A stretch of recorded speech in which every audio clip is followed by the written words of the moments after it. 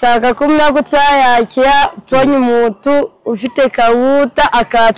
akapopoye. Akakubomboye cyangwa mugakoze. Akapopoye cyose kipyihuta. Shaje byihuta. Umya kutayakira nyine mfite. Uyu mugoye ukenyeye ibitenge. Tumuka ikenyeye ikiteke napaye n'utukweto tuyiretse. Ampaye ayo nibishaka nyakazo.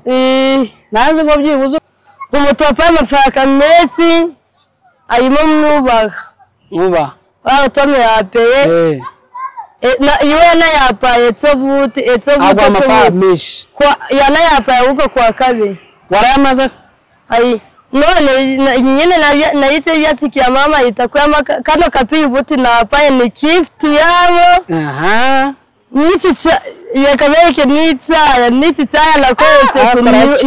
ni kwete orakiye yakazo itete nibo bitikeza nakuyiye umwana ikikwama mukuya n'amata awayi yayakoze kapita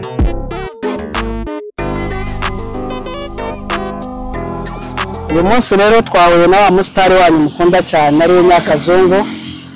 twatemberaga amakaritsiye twaba duhuye nabo muri Rwamagana yaragiye mu butembere Nyakazungu muraho ego amakuru ni meza ko tubusanze hano waje kugira ute natse kusoya nde sheri cyangwa nayiko yatsesa tatse nyabona hatse kandi ufite umuse y'umu diaspora umwexpert ufite ko yanyatse yapangiye Nyakazungu nakiye kumyakiya awe n'umuti n'abakoka babayuti tukutabayita yibeta babayuti babigeza ute baramo gutapu yase bateka papu ikometsa bigenda bite Nyakazungu baramubushije Nyakazungu bayakitse bayamutwaye itako tenyene ikiyabona inamukuyiye turakimwa turakana bamuguye yikese ni ikiyabo cy'amafaranga ngaya Nayina ko etazikiyaba sa 50 Chibombe 50 ikitsa ayangisha yakwanga Nyakazungu nuka yanyaka ko bibabashe none se yakubwiye ko mwapfuye iki takitu kwavuye kwa nabako utukutabayita ibeta yiko Nasa abakobwa bakurusha ubwiza Nyakazungu eko abayuti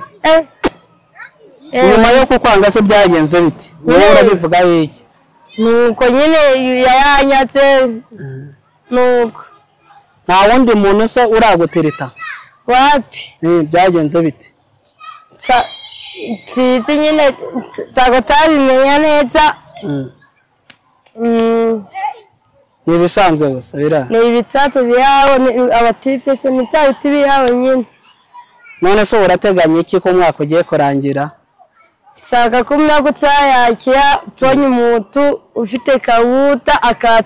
akapopoye akakubomboye cyangwa mugakoze akapopoye cyose kipyihuta shaje byihuta umya kutayakira nyine mfite uyu mugoye ukenyeye ibitenge tumuka ikenyeye ikiteke napaye n'utukweto tuyiretse ampaye ayo nibishaka Nyakazungu naze ngo byibuze urashaka ibindi nawe urashaka ibitenge taka ibitenge ariko Nyakazungu radusetsa gute nonse ni Rwamaganura kwande urimo kukwakora uzamara igihe kingana iki oya kwamukana natse kutsuya konate kutsuya samaya iptumye bibiri none se bebe wawe umwana tukufukana kuri phone ayo mujye yacutse se yafuye okay afite imyaka ingana afite ibiri n'amezi none se n'iki wabwira abakunzi bawe n'iki wakwifuza abakunzi bawe uko mwaka ugiye kurangira Saiki tutape nifuita abatu bakuta akabatu bakurikirana ubwo kwite nuko bukiye kabatu bakurikirana kuri katanu bakiya ko bakata kuyitseya uke bataza babona uno myaka kubera uke kuyakira abo kuta nabo takuta mete nyine Wote gufuyitsa umwaka mwiza katuno myaka utatutsikaye mama woyo no myaka utatubaye umwaka w'umukitsa cyane ikikurikiye ikakira n'abafite umwaka nyine wo kwakana bakatsikira bakana uno myaka utayakiye bakutana cyane kuko Imana itsabe yatufukiyemo kukutana kibitsape kati kikurikiyeho abakiratse babakiyika bamateye bamamokani bateyina abo batu bufuyitse umwaka myiza kati umwaka utsababe y'umwaka w'umukitsa utsababe y'umwaka myiza umwaka utatsatwe kuyita imyaka yose ituketa tunyuyamo ututsika uno myaka nitutsika yatuyamaboyo kwete tutsatsime kati nawe itse bufuyitsa cyane uno myaka utsababe y'umwaka myiza w'umukitsa kati cereta biti uno myaka utsababera myiza hamwe n'Imana n'umutima wabo myiza none Imana itsaba yituye umutima bazawukomesanye kabatu bakiratse baba expert kwa itutsanye kabatu bakotse so bakoya kabatu batayemo bamubara umuntu wagutayemo waguhaye nk'amafaranga menshi n'inkanze washimi utajya wibagira umutopa amafaranga menshi ayimo mwubaha tome yapeye iwe yanayapaye tsobuti agwa amafaranga menshi yanayapaye uko kwa kabiri warayamaze none nyine nayite yatikiya mama itakuya kano kapi ubuti napaye ni gift yabo yakabereke n'itsaya nakoretse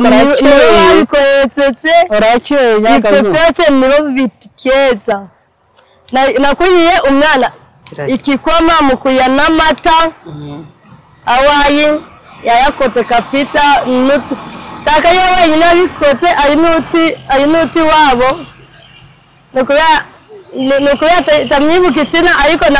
nawe yayakoze kapita nawe yayakiya yakota ibaze ko tenamuzi simuzi kuta yayakiye yayanyitsimiye bibakoga ko nyine none se shere wawe wamubwira iki nyuma yo kukwanguka busa wowe ukaba ufite inzara nziza bagwaye gift wamubwira iki ikitu namukiya yakotse ubutwa yayahubutse akanga umukobwa mwiza nkawe ibaze ko umukobwa mwiza kate ariko n'ubuti bamukora n'ubuti uko Imana yabonye ayiptiti kwa nyiramo bitanetse iyi tuvuga n'ubuti yakate bayuyuwe mukukuye wa mukobwa we n'ubuti utabona uwawe mwiza ukukuta Nyakazungu rero yarakoze tumusanze hano Rwamagana muri vacances mwumvishije ko afite agahinda kenshi kashiriwe amaze kugura indabo y'ibihumbi 50 yarangiza akakwanga uzahita ubona unte eko